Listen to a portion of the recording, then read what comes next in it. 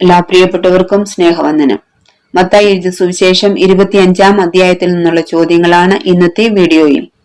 ഒന്നാമത്തെ ചോദ്യം: യേശു മണവാളനെ എതിരേൽപ്പാൻ വിളക്കെടുത്തുകൊണ്ട് പുറപ്പെട്ട 10 കന്യകമാരോട് സദൃശ്യമായി പറഞ്ഞത് എന്തിനെ? ഉത്തരം: സ്വർഗരാജ്യത്തെ. 25-ാം അധ്യായം 1-ാം വാക്യം. ചോദ്യം 2: ബുദ്ധിയില്ലാത്ത കന്യകമാർ വിളക്കെടുത്തപ്പോൾ എന്ത് എടുത്തില്ല? ഉത്തരം: എണ്ണ. 25-ാം അധ്യായം 3-ാം വാക്യം. ചോദ്യം 3: ബുദ്ധിയുള്ള കന്യകമാർ മണവാളനെ എതിരേൽപ്പാൻ പുറപ്പെട്ടത് എങ്ങനെ? ഉത്തരം: വിളക്കോടുകൂടി പാത്രത്തിൽ എണ്ണയും എടുത്തുകൊണ്ട്. 25-ാം അധ്യായം 4-ാം വാക്യം. ചോദ്യം 4: മണവാളൻ വരുന്നു, അവനെ എതിരേൽപ്പാൻ പുറപ്പെടുവീനെന്ന് ആർപ്പുവിളി ഉണ്ടായതെപ്പോൾ? ഉത്തരം: അർദ്ധരാത്രിക്ക്. 25-ാം അധ്യായം 6-ാം വാക്യം. ചോദ്യം 5: കന്യകമാർ എല്ലാവരും എഴുന്നേറ്റ് വിളക്ക് തെളിയിച്ചതെപ്പോൾ? ഉത്തരം: മണവാളൻ വരുന്നു, അവനെ എതിരേൽപ്പാൻ പുറപ്പെടുവീനെന്ന ആർപ്പുവിളി ഉണ്ടായപ്പോൾ. 25-ാം അധ്യായം 6-7 വാക്യങ്ങൾ. ചോദ്യം 6: ബുദ്ധിയില്ലാത്തവർ ബുദ്ധിയുള്ളവരോട് നിങ്ങളുടെ എണ്ണയിൽ കുറെ ഞങ്ങൾക്ക് തരുവീനെന്ന് പറഞ്ഞത് എന്തുകൊണ്ട്? ഉത്തരം: അവരുടെ വിളക്ക് കെട്ടുപോകുന്നതുകൊണ്ട്. 25-ാം അധ്യായം 8-ാം വാക്യം. ചോദ്യം 7: ബുദ്ധിയുള്ളവർ ബുദ്ധിയില്ലാത്തവരോട് പറഞ്ഞ ഉത്തരം എന്ത്? ഉത്തരം: ഞങ്ങൾക്കും നിങ്ങൾക്കും പോരാ എന്ന് വരാതിരിപ്പാൻ വിൽക്കുന്നവരുടെ അടുക്കൽ പോയി വാങ്ങിക്കൊള്ളുവീൻ. 25-ാം അധ്യായം 8-9 വാക്യങ്ങൾ. ചോദ്യം 8: ആരാണ് മണവാളനോടുകൂടെ കല്യാണ സദ്യക്ക് ചെന്നത്? ഉത്തരം: ഒരുങ്ങിയിരുന്നവർ. 25-ാം അധ്യായം 10-ാം വാക്യം. ചോദ്യം 9: വാതിൽ അടച്ച ശേഷം കർത്താവേ കർത്താവേ ഞങ്ങൾക്കും തുറക്കണമേ എന്ന് പറഞ്ഞവരോട് മണവാളൻ പറഞ്ഞ ഉത്തരമെന്ത്? ഉത്തരം: ഞാൻ നിങ്ങളെ അറിയുന്നില്ല എന്ന് സത്യമായിട്ട് നിങ്ങളോട് പറയുന്നു. 25-ാം അധ്യായം 10 മുതൽ 12 വരെയുള്ള വാക്യങ്ങൾ. ചോദ്യം 10: താലന്തുകളുടെ ഉപമയിൽ പരദേശത്തു പോയ മനുഷ്യൻ തന്റെ ദാസന്മാർക്ക് എത്ര താലന്തു വീതം നൽകി? ഉത്തരം: ഒരുവന് 5, ഒരുവന് 2, ഒരുവന് 1, ഇങ്ങനെ ഓരോരുത്തന് അവനവന്റെ പ്രാപ്തി പോലെ. 25-ാം അധ്യായം 15-ാം വാക്യം.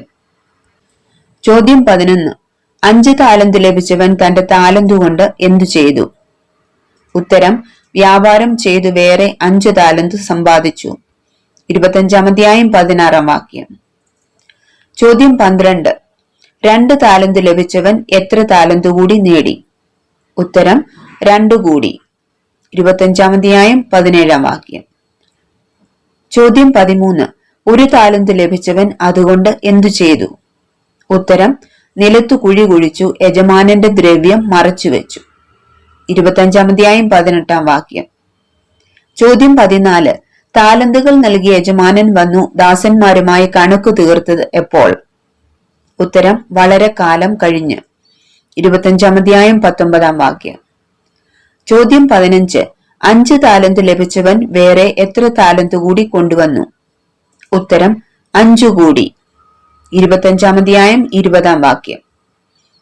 ചോദ്യം 16: 2 താലന്ത് ലഭിച്ച ദാസൻ എത്ര താലന്ത് കൂടി നേടി? ഉത്തരം: 2 കൂടി. 25-ാം അധ്യായം 22-ാം വാക്യം.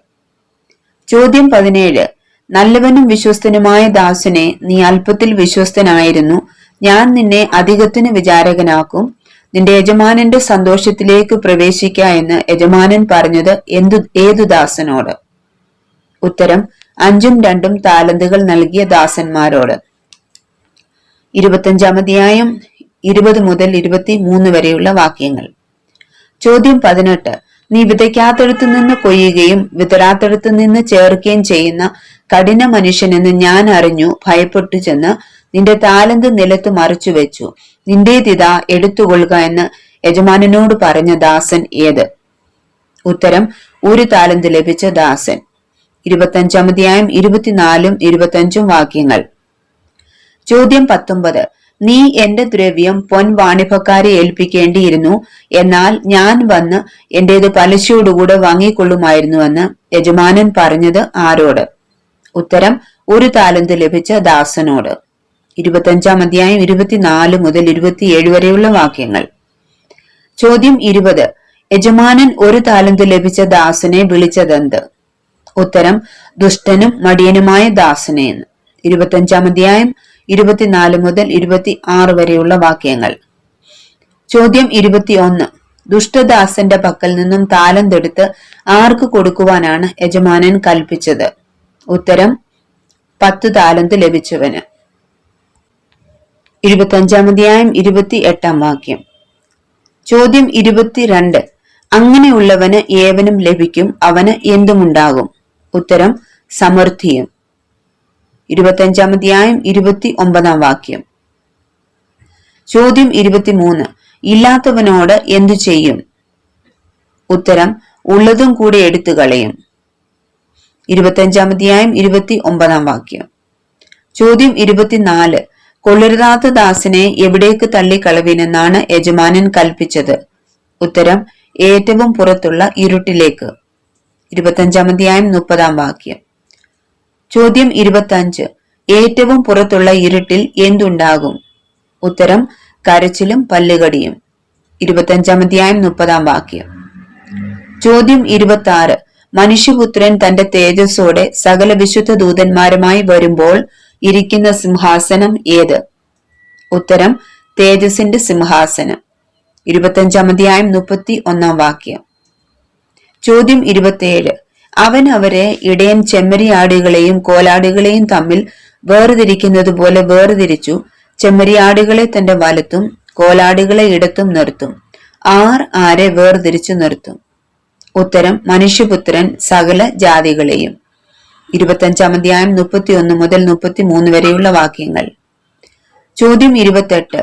എന്റെ പിതാവിനാൽ അനുഗ്രഹിക്കപ്പെട്ടവരെ വരുവീൻ, ലോകസ്ഥാപനം മുതൽ നിങ്ങൾക്കായി ഒരുക്കിയിരിക്കുന്ന രാജ്യം അവകാശമാക്കിക്കൊള്ളുവീനെന്ന് ആരോട് പറയും? ഉത്തരം രാജാവ് തന്റെ വലത്തുള്ളവരോട്. 25 അധ്യായം 34 വാക്യം. ചോദ്യം 29. ശപിക്കപ്പെട്ടവരെ എന്നെ വിട്ട് പിശാചിനും അവന്റെ ദൂതന്മാർക്കും ഒരുക്കിയിരിക്കുന്ന നിത്യാഗ്നിയിലേക്ക് പോകുവീനെന്ന് രാജാവ് ആരോട് പറയും? ഉത്തരം തന്റെ ഇടത്തുള്ളവരോട്. 25 അധ്യായം 41 വാക്യം. ചോദ്യം 30. ശപിക്കപ്പെട്ടവർ നിത്യദണ്ഡനത്തിലേക്കും നീതിമാന്മാർ എവിടേക്കും പോകും? ഉത്തരം നിത്യജീവങ്കലേക്കും. 25 അധ്യായം 46 വാക്യം. ഈ വീഡിയോ നിങ്ങൾക്ക് അനുഗ്രഹമായെങ്കിൽ ദയവായി മറ്റുള്ളവരിലും എത്തിക്കുക. ദൈവം നമ്മെ അനുഗ്രഹിക്കുമാറാകട്ടെ.